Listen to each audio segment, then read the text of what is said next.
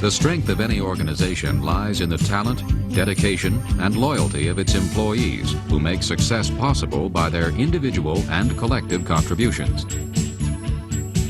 Certainly Joe Klausman, the first employee hired by Walter Kessler, epitomizes the spirit of the Greater Buffalo Press employee. Joe started with Greater Buffalo Press in June of 1926, when Walter bought the Alfred E. Tobey Printing Company. Mentioned in the agreement of sale, Joe worked as printer, plate maker, and did whatever was required to keep the presses running. From 1926 to 1948, Joe was responsible for all printing activities. In 1948, Joe went to Dunkirk, New York, to start Great Lakes Color Printing, and until 1957, shuttled between the Grove Street plant and Dunkirk. In 1957, Joe went south to Lufkin, Texas, to start the Southwest Color Printing Plant. When the plant was running, Joe went back to Dunkirk until 1963, when he went south once again to help Joe Clinton set up the Dixie Color Printing Plant in Sylacauga, Alabama. In late 1963, Joe once again returned to Dunkirk, where he remained until 1972. Joe went across the border into Stevensville, Ontario, Canada, to help set up the Greater Canada Color Plant and remained there until 1974. Joe returned to Grove Street, where he set up and established the Corporate Purchasing Department. In 1978, Joe once again left Grove Street to set up, establish, and manage Buffalo Polycolor at Military Road in Kenmore, New York. Today, at age 77, Joe Klausman is still actively employed as a vice president, concentrating most of his efforts at Buffalo Polycolor. His knowledge, experience, and ability qualify him as the Dean of Printing for Greater Buffalo Press.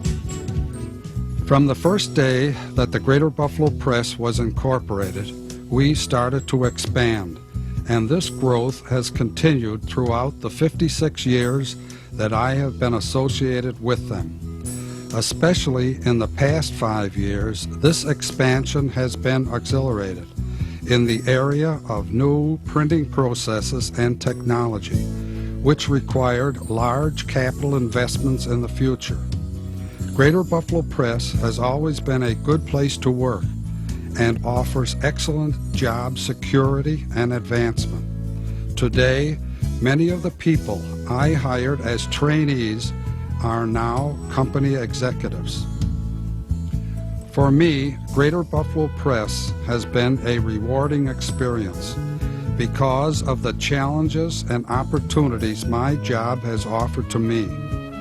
I have been able to raise and educate my family and have lived comfortably as the result of the opportunities afforded me by Greater Buffalo Press.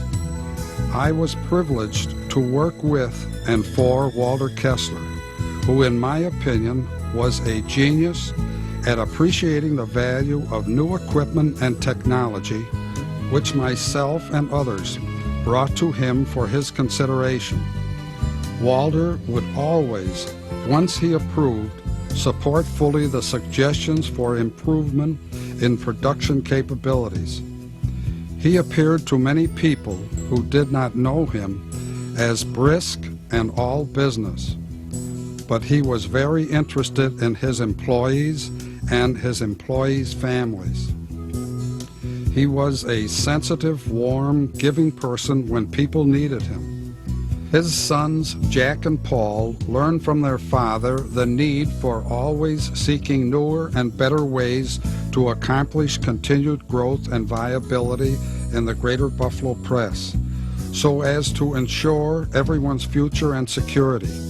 Much like their father, Jack and Paul are vitally interested in their employees and families and have instilled this concern in their management team.